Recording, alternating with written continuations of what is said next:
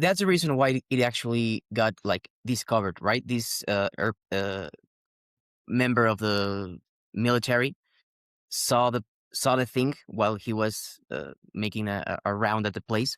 He took the picture and it ignited the interest, right? It was the boat formation. I mean, the biggest thing that obviously, if you're doing aerial photograph, you're trying to identify objects. You see buildings and roads. It was this boat shape that showed up that got the people interested. Did the guy that took the photo at the beginning thought it was Noah's Ark, or did he just said, "Ah, this looks funny. Look at this picture." Well, the guy who took it, he's flying high altitude. He's a different guy who discovered it. The airplane pilot, they're just doing their mission, going back and forth on a route. They don't see, this is not digital. They don't know what they're taking pictures of. When the canisters of film is brought back to the military headquarters and the mapping divisions look, they developed the film and now they're using this film to make a map. That guy, who was Captain Ilhan Durupinar, he discovered the boat shape. And yes, he believed he knew this is the Eastern Turkey. It's around Mount Ararat. And the Muslims believe in Noah and the flood. It's not as a Christian belief. Um, but he right away, because he discovered it on 9/11, but in 1 week it was September, like it was 17 or 18 or 19, something like that. It hit the news. There was no photos. It's just a little blurb in the Turkish national newspaper, which I have the original article. It just basically says a boat shape. It mentions Noah's Ark, and at that time, there's no Google Earth, so they thought it was on the slope of Mount Ararat. Um, but at any rate, that was in the news. And then 1 month later, because they must have done more research, they actually released the photograph in October of '59. And that one went around the world. American newspapers, I assume other places, and also Turkish news, and it showed the boat shape. The military released the picture, the photo.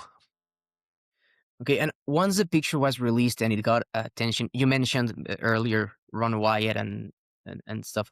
There were a lot of people that were interested in the site, right? And start, I don't know, making research or Yeah, and not just him. But yeah, there's mainly Americans, obviously Christians interested, looking for Noah's Ark, who believed in the story. Obviously, if you don't believe in the story, you're not going to waste money looking for it. So, these people, put the effort in and came out there, especially the first group, which was 1960, June of 1960.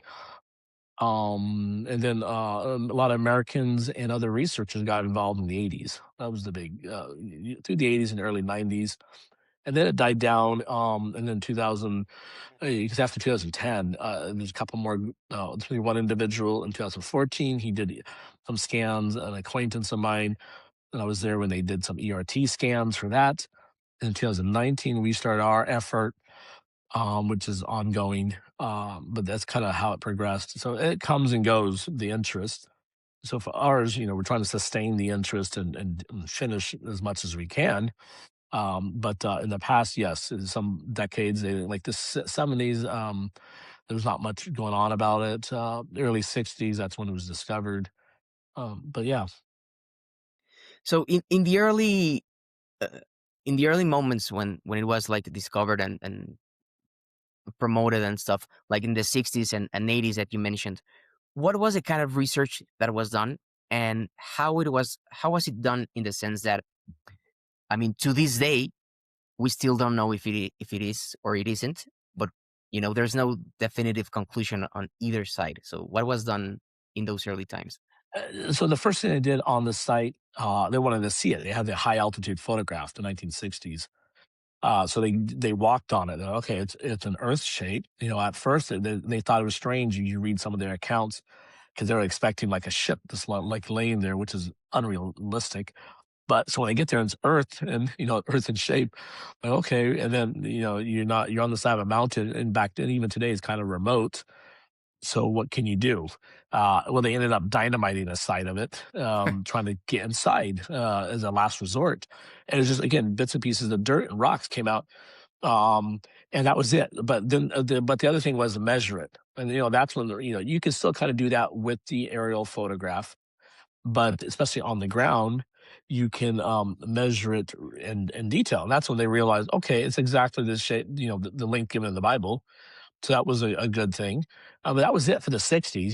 They again, some of the members of that group thought they were too hasty and they wanted to go back, but no one did. But it took Ron Wyatt, who came along, and now his first thing he saw in his first trip in '77. But when he came back in '79, he did one good thing was taking soil samples, kind of what we did. But he took 5 samples from inside the boat and one outside. It was not enough for a random survey, but it got interesting results showing that there was higher carbon, almost 4 times higher percent of carbon inside from his one sample versus right outside. So that was good, but it got him more interested. So for him, it's like, okay, there's something going on with this boat shape. Then he decides to bring in because he saw high iron content in his soil samples. He brought in metal detectors in 80, I think it was 84, with the metal 84, 85, 84. They brought metal detectors in 85 too. And that's when they started for them, because again, the Turks had never allowed anyone to excavate. We can talk about that later about why there are different reasons. But right now, everything's non destructive. So he did metal detector scans and he got a pattern of metal. And when he did this in front of some other researchers, they got interested. And so we had people like David Fazold, John Bob Gardner, who changed his mind about the site. But initially, these are some people who were interested because of these metal detector scans showing a pattern inside the boat shape. So the next step was in '86 when they did radar. The very first radar ever used in Turkey for this was used here. And it was showing a pattern below the ground on an initial scan. And at that time, that's when Dr. Salih Bayraktutan got involved because the Turkish government asked him to check it out and get involved. And so he's since '85 he's been investigating the site, and he does believe it's not a natural formations and nothing explains it naturally. He does believe you have to use geology and like he said, you can't. Somebody asked him, "Is this a natural object or is it man-made?" He says it's both. If it's sitting there for thousands of years and decays away, you have to explain the current state by understanding geology, sedimentology, the forces of earthquakes, the fault lines in the area. And then, of course, you have to then use, like we did with our chemical analysis, you have to understand soil sciences and how a wooden boat would decay if this is a Noah's Ark ship. And then how would that affect the soil? What's really interesting in the past, what's really kind of ruined it, the whole Noah's Ark search are people coming down with stories saying, I saw this perfectly preserved boat up in the ice somewhere using on Mount Ararat. Um, and so that's gotten people's heads that the Ark has to be perfectly preserved. No one truly understood. Even today, when you look at scientific archaeological research on wooden ships like Bronze Age, Roman ships, Greek ships, Viking burial ships. I always talk about the Sutton Hoo boat in England. This is a burial ship from the Middle Ages. And when they excavated it, and they made a Netflix movie out of it, but when they excavated this ship, the artifacts now in the British Museum, and they got the shape of the hull. All the wood was gone, and you have the oxidized rivets in place. But you can look on the internet, Sutton Hoo, you'll see the black and white photos. It was 1930s. They excavated it. Just look up any other ship, the Bosporus Straits in Istanbul, where they excavated the harbor of the Byzantine empires, which emperor built this harbor. But they found, I think it was half a dozen wooden vessels, and you have like the ship shape, or you have just the hull. Again, it depends on what covered it, and if it's a marine environment or the oxygen is gone, it's deprived, so you can have more preservation of the wood. But other times you just have the shape. But again, it shows how wooden vessels decay. And so when you look at this site, you're not going to find like wood sticking out or a complete vessel, but you have the shape, and now you have a chemical imprint in the soil, and we can do a lot more with the chemical testing that we have not done yet to understand the type of carbon, the type of chemical residue in the soil. Because one thing everyone's noticed, even since the 60s, when Captain Drupinar mentioned this in the interview before he passed away, he said when they went there in the 60s, they realized that this ship shape had a hardened material. So the soil is harder than the soil around it. So you got to explain that. Okay, why is the soil harder? The Bible talks about a wooden vessel covered with pitch, like a waterproofing material inside and out. If that decays away over thousands of years, what would that do to the soil? Is this an explanation as why this soil is different? And so there's things like that no one's done yet. That's why I don't write off the site, because there's a lot more work to do, and there's newer science and newer technology and all that. But the basics they did in the 80s, in the 60s, you have the measurements, you had the metal detector scans, and the other non destructive survey was the GPR. That was it. If you look at like all the research done, that's the basics right there. Basic chemical analysis of, but not a complete. We did 88 samples, so that gave us even that you can expand and get better. But we're at the bare minimum, you could say almost a little more. But the 88 samples got us a random survey inside and outside of the site. Because if you walk in a field and unless it's tilled and the soil's mixed, perfectly, you can get a clump of dirt on one site, and then 5 feet away, you get another clump, and this one could have high iron. If it's like a natural field on a mountainside, over here could have less iron or more like phosphorus. It's just because the soil is not the same. It's not mixed. I don't know what the subject word is. Um, there's a word for that, but it's not perfectly mixed together. So that's what you have to do a random survey. So we had 22 sites. From each of those 22 sites, we took 4 samples around the locations. That gives us a good a mix, and that's what was tested at a Turkey University. That for whatever reason, no one's done it. Ron, for his benefit, he not being an archaeologist. I'm not an archaeologist, but we were working when we did this. I was a soil scientist who designed the survey, and then the geologist was there, the Turkish geologist, and they both took these samples. But Ron, he had the idea, "Oh, hey, let's test the soil, see what's going on." And so, even though it wasn't a perfect random survey, it definitely just from his small number of samples, he got some interesting results with the higher carbon. Again, I think that's why there is legitimate criticism. For me, it's more like, hey, you have the ship shape in the right location. That's exactly the length. Let's go from there.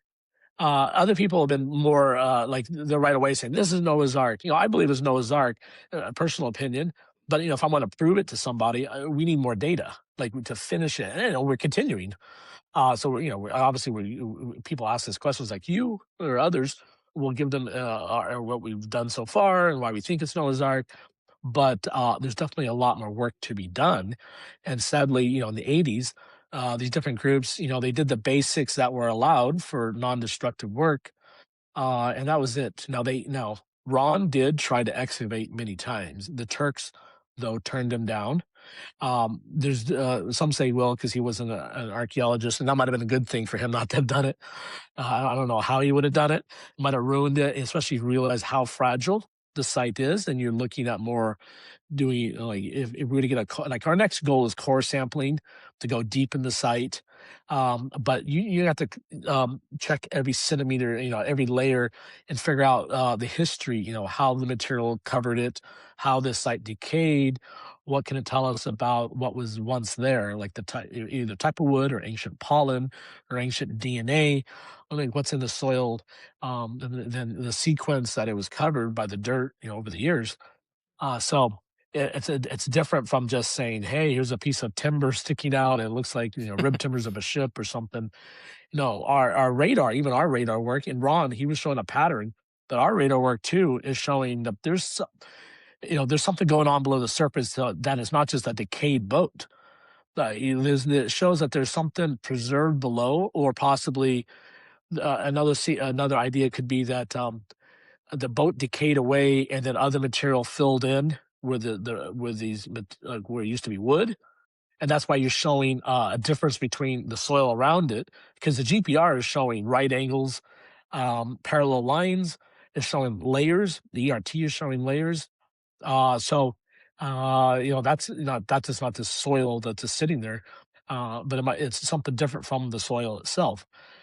So whether that's the actual petrified wood, which would be great, but if it's not, then it could just be the shape of what was once there that decayed and then got filled in at one time that is now different from the current soil. So again, it's a very careful investigation has to be done. If it is Noah's Ark, then you don't want it. You only have one chance. You can't, archaeology is a destructive science. You can't just go there with a bulldozer or dynamite and do something that you'll regret later 'cause you can't put it all back together. So our next goal, like, is very careful.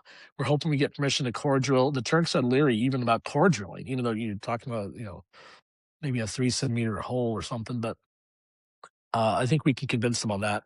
I'm fine with people having legitimate criticism or saying you should do more before you say it's Noah's Ark. Okay, that's fine. We're continuing that. But for someone to write it off already and say, well, you guys are, scamming people or this is a con job. Well, okay, it's a boat. We didn't build a boat. It's right there. There's boat shape. It makes it sound like we try to plant something there. No, we're investigating it. And those who have done it in the past, the investigation, we're going beyond that. We're not trying to say they did anything wrong, but we're just doing more than what they did. And the job's not done. So, that's my opinion about, why people still criticize the site. It's fine. You can have legitimate criticism, but we're going to continue the research. Yeah, I think that pretty much explains the back and forth with this site, right? Not only in time, like before, like this cycle of interest in that you were mentioning, but also within people, right? Because from what I looked up, there were scientists or researchers that at first they believed, then they didn't, they did again, and so on, right? Yeah, yeah, I think some people point to Fazold because so he came in, and the Hmm. reason why he got involved, and I think this is the one guy who say he went back and forth, is because he didn't think the Ark could be on the top of the mountain, and so he heard in the news, this is the early '80s, that the astronaut Jim Irwin, who was a Christian, he believed that God created the world, so he was, a creationist. Jim Irwin, who walked on the moon, he was looking for Noah's Ark. And so Fazold contacted him, said, hey, I don't think you guys should be looking up on the mountain. He told Irwin, I think it's down in the valley because of the dynamics of the glacier or the lava from an eruption pushing anything on it to the base. And so Irwin told him, hey, why don't you get in contact with this guy named Ron Wyatt, who Irwin had just met. And because he's looking across the valley at this other site that was discovered earlier. And so that's how Fazil got involved. And so when Ron showed him they did the metal detector scans. This was Fazil's first trip was March of '85. He got excited, and so Fazil then got really into it. There was then they in '86 they brought in Dr. John Baumgartner, and he got excited. So you had and he was a legitimate scientist, a geophysicist. And so you had this group that briefly worked together. Then they all went their own ways, doing their own research. But Fazil later is, uh, and I used to talk to him a lot on the phone. Like I used to talk to Ron. Mm. Um, I remember one time I called him and he's like, Andrew, we got a problem. I said, what? He said, um, look, if this is Noah's Ark, then how does he? Because he was a big promoter of the anchor stones. So they're not part of the site, but they're away. So the holes, the stones with the holes. And he was saying these are anchor stones like Ron first claimed, and that's what Ron got people interested in these stones. And Fazl's like, look, since Noah's Ark started in Mesopotamia, there are no giant rocks down there. Mesopotamia, like they build the cities out of brick. There's no huge slabs of basalt. There's no huge slabs of rocks. So he said, this is a problem. So at one time, I remember this was the mid 90s or end of the 90s. He passed away in 98. But he was saying, well, maybe this is the site the ancients saw a boat shape. They said, oh, they made the story up. Like they see the site and they knew the flood. So that was one thing he did. Now I stopped really talking to him because he became a kind of a downer talking to him. So I didn't really talk to him much after a while. But another friend of mine did, and this is where the story came around because I think the friend was in some of these discussion groups with atheists, and he was saying, "Hey, Fazl, before he died, actually went back and said, I believe this is Noah's Ark." Now, I didn't talk to Fazl for a couple years before he died, so I don't know if he changed his mind, but other people have said he did. So he went back and forth. But he did team up and write an article with Ian Plimer, who recently passed away, actually. Not Ian Plimer, Professor Collins. I think Collins was a Christian, but I think he was an evolutionist. And Collins wrote this article in 95 or 96.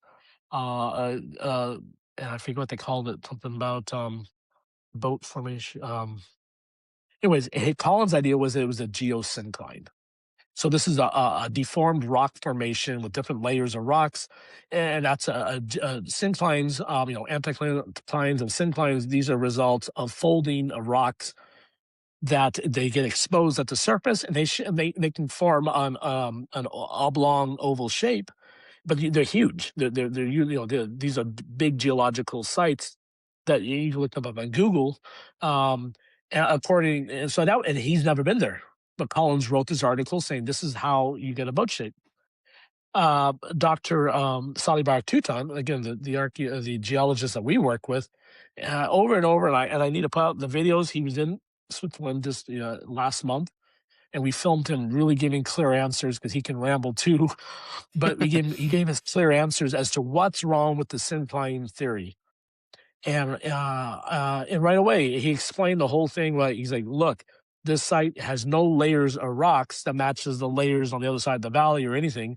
It's earthen, and you don't synclines are not earthen formations. They're rock folds with different layers, and the youngest layers in the middle. And you can see these layers when you're walking on the site. There is no rock folds. There's no layers of rocks. It's not a rock formation. It's not a solid piece of rock. It's not anything like that. There's boulders here and there, and there's a big boulder in the middle. But our ERT scans show that that boulder is a free floating boulder. It's not even bedrock. So again, people are throwing out these ideas without doing proper research on the ground. But Collins got his paper with Fazl published, and so people say, "Hey, Fazl changed his mind. Look, he thinks it's natural now." And so that became a big thing in the '90s. I remember. And so I didn't really talk to him after that because he didn't think it was Noah's Ark. So I was interested. '97 I went out there myself. As a tourist, I didn't do anything but take pictures. But um, that was one researcher, Fazl, and like I said it before, a friend of mine, said that he changed his mind before he died to go back. Who knows? I don't know. The other guy who did change his mind, and he's still alive, and he has not gone back, is Dr. John Baumgartner, a geophysicist. And I've talked, and again, um, it always goes back to a rock. You have to say, well, what is this formation? And so it's always back to a rock. And so for him, he says, well, this is basement rock. It's a ridge of basement rock right there. And the reason why you have a shape is because the earth flow, the mud flow, went around it, and it created a ship shape. This happens to be the link to Noah's Ark. And he claims that they core drilled in '88 and hit basement rock about 4 meters down, very close to the surface. So in his mind, how could this be Noah's Ark? Because 4 meters down is 12 feet. And so how does Noah's Ark is 12 feet tall? So again, this idea that you don't have a decayed ship almost all gone. He was still looking for a preserved ship, I guess. But the idea that his core, this is the big question then, what was that core drilling he's talking about in '88? Because that's his '87 radar with Dr. Salih Tutan. So the two teamed up, Dr. Salih and Baumgartner. They both are alive, but they have two different stories. Baumgartner, and we've interviewed him over and over. '87, they did the GPR, and they found a double layer below the surface of material across almost the whole site. At the end of and this is a written report, and we have it on our website, noahsarkscans.com. But in that report, you'll see it says there's nothing in our investigation, I'm summarizing or paraphrasing, that goes against the idea that this could be Noah's Ark. So that's the written report from the GPR.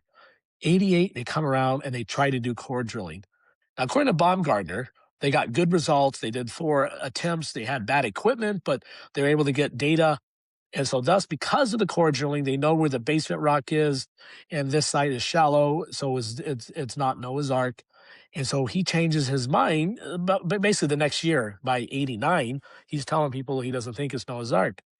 Well, it's interesting. Right after the 80, let's see, I think it's always summertime they work. So I believe it was the summer of '88 that they core drilled or attempted to. His newsletter by September, he had a little newsletter that he would send out to friends. The quote in it mentions that uh, they basically say that you can't use core drilling to understand an archaeological site fully because you could be within like a centimeter of a wall or whatever, and you're just getting this core going down. So it's just giving you data for that little area. That's why when they do archaeology, they do these big pits, 5 meter squares. But he was saying that basically he wasn't negative from the core results. Now, I talked to Sali Barak Tutan, and we had him again in Switzerland. We talked about this again, explained the core drill. He says they used the wrong equipment. He had, he was in charge as the local scientist. He partnered with the American group. He said when they brought the equipment in, when he brought the equipment in, he said Turkey did not have the best equipment back then, and it was a water cooling system. The core bit is going through. He said this site is mainly earth, loose soil, clay. So as soon as you shoot down this jet of water to cool the bit, it destroyed all your data. So he said when we pulled out the core, you had some pebbles at the bottom. All the dirt was gone. And so in fact, he said they even did less. Baumgartner claiming they did 4 or 5 cores. Saleh says they only did a couple. He says once they realized the problem, is like there's no point in Mm. continuing. And so he said you cannot draw any conclusions from the coring. Now, I have not seen anyone produce a video of exactly what they did there, but based on Baumgartner not showing anybody over all these years an actual core or any data from a core, but just talking about it, I don't think they got a good core. And so that means no one has ever done that, and that's what we're trying to do. But you can't use core like the 88 core attempt to say it disproves the boat because it was a bad job done. And on top of it, then you have to ask, well, then what really changed Baumgartner's mind? Because he's going back saying it was the core attempt, and they got good data, and that changed his mind. And his newsletter a couple months after that didn't mention anything like that. And the Turkish scientists that worked with him said, no, we got zero data. So again, the people, again, it's just like this type of, I don't know, what do you want to call it, shenanigans. It's like, okay, let's all be open. Do the result.